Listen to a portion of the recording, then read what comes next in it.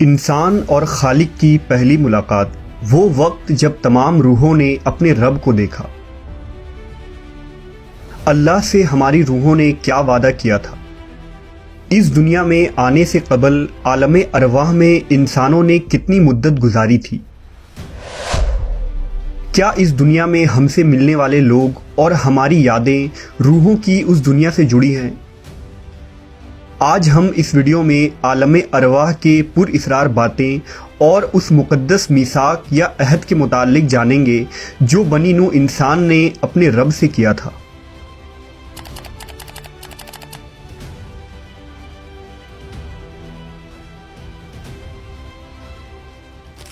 اللہ نے انسانوں کے لیے 4 عالموں کو پیدا فرمایا ہے، یعنی عالم دنیا، عالم ارواح، عالم برزخ اور عالم آخرت۔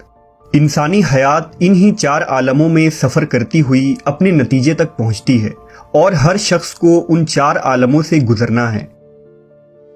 انسان کی تخلیق عالم ارواح میں ہوئی، جس کے بعد اسے عالم دنیا میں بھیج دیا گیا جہاں ہم ابھی رہ رہے ہیں، اور جب انسان کی موت ہوتی ہے تو اسے عالم برزخ میں بھیج دیا جاتا ہے جہاں روحیں قیامت قائم ہونے کا انتظار کرتی ہیں، اور بالآخر قیامت قائم ہونے پر تمام انسان عالم آخرت میں جمع کیے جائیں گے۔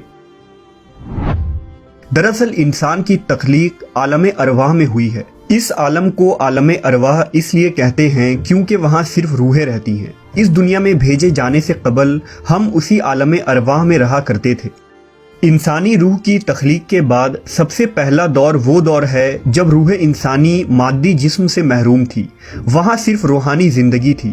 ممکن ہو کہ انسانی روح عالم ارواح میں ایک لمبے عرصے تک رہی ہو اور اس کے بعد انہیں طویل نیند سلا دیا گیا، جس کے بعد اس دنیا میں ان روحوں کو انسانی جسم عطا کی گئی۔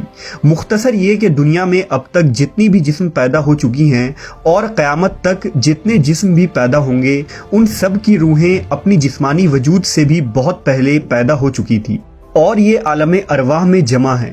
اور دنیا میں جب کسی روح کا جسم پیدا ہوتا ہے تو وہ روح اس جسم میں بھیج دی جاتی ہے۔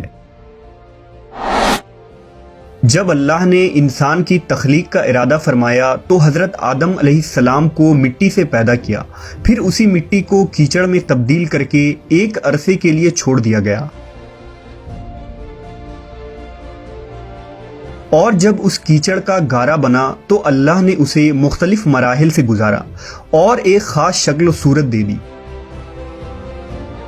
پھر اس جسم کو چھوڑ دیا یہاں تک کہ وہ ٹھیکری کی طرح کھنکھنانے لگا۔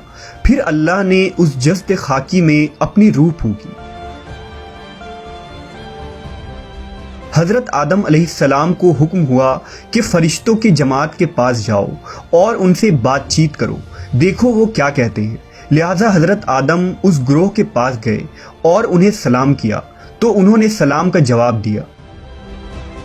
اللہ نے فرمایا، اے آدم، تم اور تمہاری اولاد انہی الفاظ سے دعا سلام کریں گی۔ حضرت آدم نے عرض کیا، اے میرے رب، میری اولاد کیا ہوگی؟ لہٰذا اللہ نے حضرت آدم کے پیٹھ پر اپنا دست قدرت پھیرا تو ان کی پیٹھ سے قیامت تک پیدا ہونے والا ہر روح ظاہر ہو گیا۔ حضرت آدم نے پوچھا، اے میرے رب، یہ کون ہے؟ اللہ نے جواب دیا، یہ تیری اولادیں ہیں، میں نے انہیں جنت کے لیے پیدا کیا ہے، یہ لوگ اہل جنت کسی کام کریں گے۔ پھر اللہ نے دوبارہ آپ کے پیٹھ پر اپنا دست قدرت پھیرا تو آپ کی بقیہ اولادوں کی روحیں باہر آ گئی۔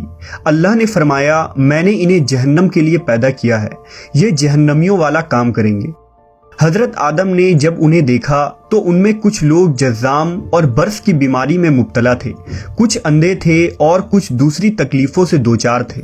تمام روحیں صف آراستہ کھڑی تھیں اور سب کی پیشانی کے درمیان ان کی عمر لکھی تھی۔ حضرت آدم نے عرض کیا، اے میرے رب، میری اولاد اس قدر بیماری میں کیوں مبتلا ہے؟ فرمایا، اس لیے کہ آپ میری نعمتوں کا شکر بجا لائیں۔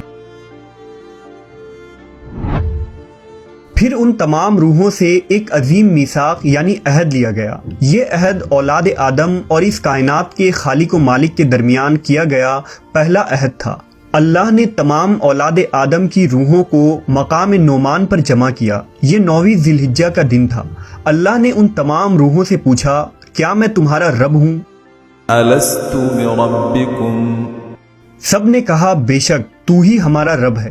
قالوا بلى شهدنا اللہ کا ارشاد ہوا کہ میں اس پر 7 آسمان اور 7 زمینوں کو گواہ مقرر کرتا ہوں، اور تم پر اس سلسلہ میں تمہارے باپ آدم بھی گواہ ہوں گے، کہ کہیں قیامت کے دن تم یہ نہ کہنے لگو کہ ہم تو اس عہد و پیمان کو جانتے بھی نہیں۔